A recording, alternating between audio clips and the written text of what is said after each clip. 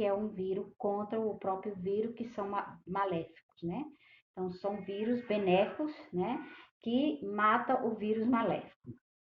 Algumas vacinas. Então, importância para os seres humanos. Qual a importância deles para os seres humanos, né? Estamos familiarizados com os vírus que contaminam os seres humanos hoje. Influenza, ebola, zika, coronavírus. Mas apesar de normalmente trazerem doenças, os vírus não são arqui-inimigos da humanidade. Eles podem, inclusive, ser nossos aliados ao longo de milhões de anos e aprendemos até mesmo a domesticá-los. Então, tem lá no Egito, né, no período, já existia esse vírus. Não é uma coisa nova, é uma coisa que já tem há milhões de anos. E agora, né, com a natureza defasada, com a natureza que está sendo destruída, isso está vindo mais, e está vindo os vírus maléficos, os vírus que vai destruindo as bactérias, que vai destruindo também o nosso organismo, né? Então, algumas pessoas é, têm anticorpos suficiente e outros não, né? Infelizmente, né, há várias mortes, né? A gente está vivendo isso, né? E esse momento. Então, característica do vírus. Os vírus são organismos que não possuem célula e não são capazes de reproduzir sozinhos. Por essa razão, alguns pesquisadores não consideram seres vivos. Então, para uns pesquisadores, eles vê como seres vivos em alguns aspectos, mas como ele fora do hospedeiro, ele morre, então o vírus não é seres vivos para alguns estudiosos, né? Agora, quando ele está dentro do hospedeiro, ele está se multiplicando, ele está agindo, né, nas nossas células, pode ser as células humanas, que agora é o coronavírus, mas também era no cachorro, né, nos animais, que tinha também, né? Então aí vai se reproduzindo esse vírus e causando doenças, várias doenças, né? E na verdade eles são temidos, porque na verdade até agora não se encontrou uma definição, quer dizer, tem a definição do vírus, mas como é que esse vírus anda, né, dentro do nosso corpo e como é que ele ainda chega a matar pessoas, a matar, né, o organismo, né, o hospedeiro. Então, como o vírus se multiplica? O vírus se multiplica-se no interior das células infectadas graças à isenção do seu material genético, que passa e comanda o metabolismo da célula hospedeira. Quer dizer, qual o material genético que nós temos? Então, nós temos o RNA e o DNA, que seria interessante que vocês tivessem uma aula sobre essa questão do DNA, o RNA, a questão genética. Eu não sei se vocês estão tendo, mas com certeza eu não sei qual é o quadro que está, né? Como eu também sou nova, né, nessa questão da enfermagem, né? A primeira vez que eu estou dando, eu não tenho o quadro completo do que é passado para vocês. Mas seria interessante vocês terem esse conhecimento. E o vírus tem o RNA ou o DNA. Então, diagnóstico. Como seria esse diagnóstico? Então, o diagnóstico geralmente é clínico, tendo como confirmação exames laboratoriais, o que compreende no exame viral, reação cadeia de polimerase, em tempo real, PCR, RT. Então, oriundo de mostra de UASB bucal, saliva de licor, além de sorologia, IgG e IgM. Então, tanto a sorologia como IgG e IgM, então faz parte do sistema hematopoético, né? A sanguínea, a questão sanguínea, como as células do sangue. E ele destaca exatamente isso, né? Então, esse sistema hematopoético, ele estando afetado, é lógico que ele vai entrar mais profundamente em células que vai destruir as nossas defesas. Se não tivermos suficiente, vencermos também o vírus, né? Que graças a Deus muita gente está vencendo o vírus, né? Muita gente mesmo está conseguindo vencer o vírus. Então, tipos de diagnóstico e identificação. Dentre esses métodos sorológicos utilizados na virologia, destaca-se o teste de neutralização, imunofluorescência direta e indireta, teste T, imunoblotting ou Western, né? E aí vai várias outras coisas que a gente já sabe, né, o que que é.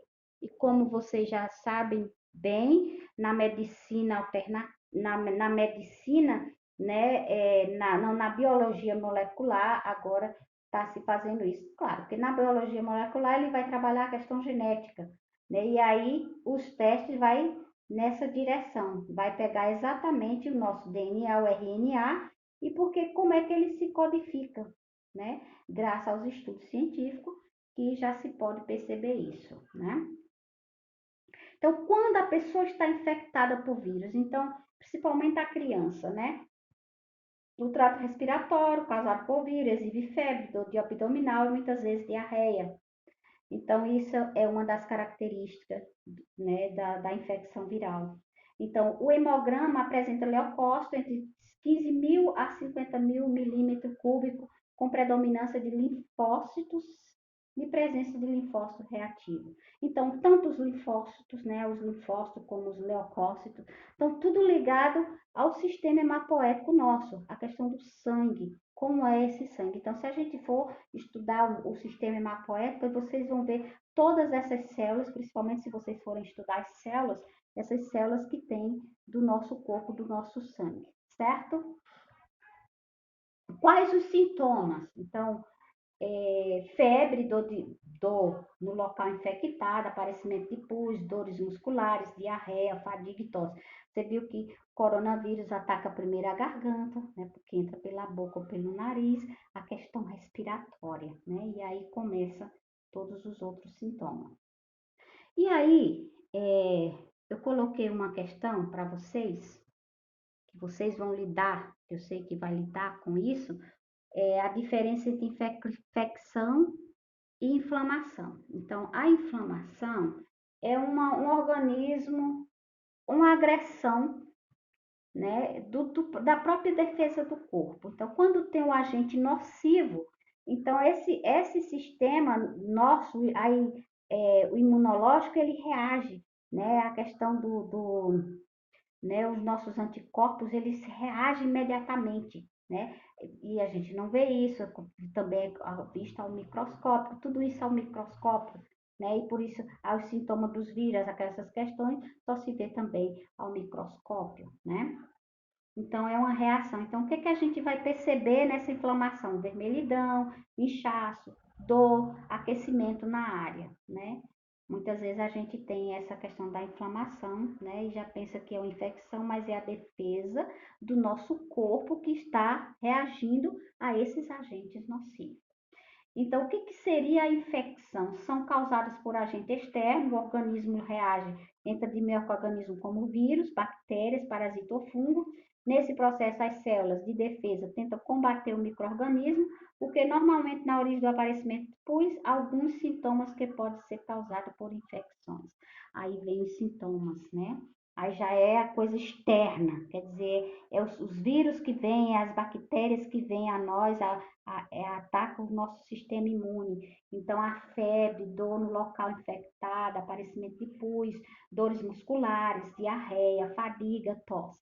Então, são todos esses sintomas que nós vamos sentir sobre as infecções, certo? Então, distinguir a inflamação o nosso sistema, né, o nosso organismo se defendendo do ataque, né, dos, dos parasitas, né, dos micro-organismos, né, pode ser dos parasitas mesmo, né, que vem a questão da parasitologia, que é o piolho, essas coisas. Então, o nosso organismo se defende, né, porque tem esse processo de defesa, como eu falei lá na questão da imunologia.